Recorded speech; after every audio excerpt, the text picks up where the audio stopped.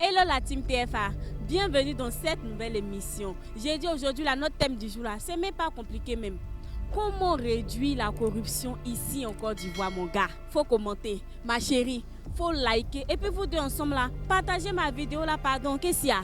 Monsieur, selon vous, comment réduire la corruption ici en Côte d'Ivoire? Bon, ok, moi je me présente d'abord. Moi je suis Séraphin, je suis un coiffeur. La corruption. Bon, qui parle de corruption parle de corrupteur, n'est-ce pas? Quand quelqu'un vient vers toi par rapport à quelque chose, ce dont il a besoin là, dans les normes, tu dois le satisfaire. Mais tu passes par d'autres chemins en retour pour pouvoir corrompre cette personne, pour ne pas que peut-être la personne ait le poste ou bien la personne ait ce qu'il demande de toi. Donc il y a la pauvreté même qui est un facteur d'abord de cette corruption-là. La pauvreté. Parce que imagine-toi un instant, moi j'ai quelque chose qui est illégal, que je dois faire passer à quelque part. Je vais passer par un chemin noir pour pouvoir faire passer ça, n'est-ce pas? C'est quoi qui provoque ça? Tu vois un peu? Donc il y a plusieurs facteurs, mais la pauvreté, selon moi, est le premier facteur d'abord de cette corruption-là. Il faille que non, la pauvreté là puisse diminuer beaucoup. Si nous tous ça va là, j'espère que la corruption là, on ne va pas passer par des chemins noirs pour pouvoir accéder à d'autres choses, ou à d'autres postes, ou à d'autres trucs. On va passer sur la voie légale. Pour réduire la corruption en Côte d'Ivoire, il faudrait d'abord occuper les jeunes. C'est-à-dire quoi? Trouver du boulot pour les jeunes, les occuper dans un métier, pas forcément dans les études ou bien dans la fonction publique, mais dans un métier qu'ils auront appris. Maintenant, la corruption même ne vient pas forcément de ceux qui sont pauvres, parce que ceux qui sont pauvres, ils n'ont pas les moyens de corrompre quelqu'un. C'est d'abord ceux qui sont au-dessus, c'est-à-dire les gens riches, aisés, qui corrompent les autres parce qu'ils ne veulent pas fournir d'efforts intellectuels pour leurs enfants ou bien soit pour eux-mêmes. Donc voilà un peu ce que moi je peux dire. Ok, moi c'est Ouattara Djibril Kilane Diogo. D'accord, monsieur, selon vous, dites-moi, comment réduire la corruption en Côte d'Ivoire? Mille fois merci pour la question. J'attendais cette question depuis fort longtemps. On n'a pas les mêmes points de vue, mais moi je pense que pour réduire la corruption en Côte d'Ivoire, il faut d'abord prévaloir la méritocratie, c'est-à-dire qu'il faut donner la place aux plus méritants. Qu'est-ce qu'on constate? On constate qu'il y a certaines personnes qui n'ont pas le niveau de nos jours, mais lorsque ces personnes vont compétir, il y a deux mains qui s'asseyent à la maison et puis bon, ses parents ont tout géré. Bon, par contre, d'autres aussi vont poursuivre. Ils sont concentrés sur le fait en train de composer, ils veulent avoir le concours avec leur propre savoir. Pourtant, c'est, comment dirais-je, à la dernière minute, on se rend compte que c'est une perte de temps. Donc, le premier élément d'abord, il faut prévaloir la méritocratie. Voilà, c'est ça. Si toutefois que la méritocratie est prévalue, je pense que la corruption sera diminuée au maximum. Bonsoir madame. Bonsoir ma soeur. Madame, moi c'est Estelle Lapo, animatrice TFA. Et vous? C'est mademoiselle Diomondé Sengo, professeure d'espagnol. D'accord, madame, aujourd'hui soir là, nous sommes là spécialement pour vous poser une seule question, de savoir comment faire pour réduire la corruption ici en Côte d'Ivoire. Voilà, pour moi, déjà, ça commence par l'école. Apprendre aux plus jeunes que la vie n'est pas aussi facile qu'on le pense et que c'est à la suite des efforts qu'on parvient à la réussite. Qu'on parvient à la réussite et qu'il faut travailler pour pouvoir réussir.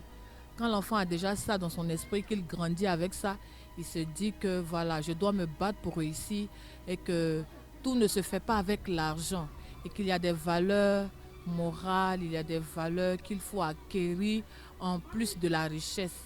Voilà, pour qu'il sache que vraiment tout ne se passe pas avec l'argent, tout ne doit pas se faire dans la facilité. Voilà, c'était un peu ça. D'accord, merci madame. Notre professeur d'espagnol a donné son avis.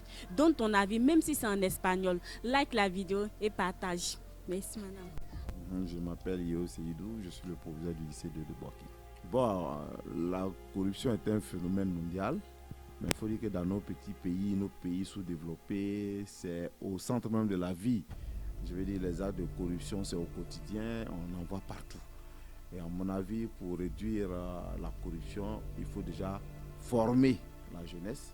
Quand je dis la jeunesse, c'est déjà à bas âge, les enfants, il faut leur inculquer des notions de vertu, des notions de respect et de lutte contre la corruption. À côté de la formation, il faut éduquer, c'est la même chose, il faut éduquer à tous les niveaux de la société, depuis le primaire, depuis même le berceau à la maison jusqu'au supérieur. Il faut toujours éduquer les enfants et les citoyens à ce que j'allais appeler en griffe la bonne gouvernance, à être des agents qui luttent contre la corruption. Et il faut éviter soi-même d'être le corrupteur aussi, parce que parfois on parle de corruption, on pense aux corrompus. Il faut éviter d'être également le corrupteur. Et à côté de cela, comme dernier ressort, il faut que les institutions, les mécanismes de lutte contre la corruption, que ces mécanismes-là soient véritablement efficaces et soient des institutions sur le terrain. On parle de bon gouvernement, d'autorité pour la bonne gouvernance, mais on ne les sent pas sur le terrain. On les sent plutôt peut-être à l'intérieur de leur institution. Ils font des conférences, c'est vrai, ça fait pas de la formation, mais on ne les voit pas traquer les actes de corruption, alors que les actes de corruption, ça crève les yeux dans tous les carrefours, dans toutes les institutions, que ce soit des institutions scolaires, des institutions de santé, à tous les niveaux, on voit des actes de corruption. Donc il faut que les mécanismes de corruption soient beaucoup plus actifs sur le terrain. Et puis enfin, il faut qu'il y ait en tout cas la répression. Il faut qu'il y ait la répression, que l'Ivoirien moyen accepte de dénoncer. Parce qu'on parle tout de corruption, mais on n'est pas prêt à dénoncer. On n'est pas prêt même à porter l'affaire devant les autorités.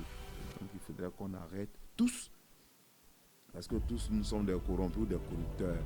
Pour un concours, on pense toujours à un tuyau, mais c'est parce qu'on contribue à faire fructifier ce tuyau-là que ça prospère.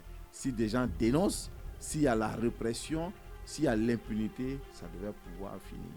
Voilà. Mais je pense que le premier niveau, c'est l'éducation. Il faut que nous ayons ça dans notre mental, que la corruption, c'est une gangrène et qu'il ne faut pas entrer dedans. Voilà. Dès lors que c'est comme ça, spontanément, on peut dénoncer les actes de corruption et réduire la corruption. Voilà ce que je voudrais dire. D'accord, merci papa.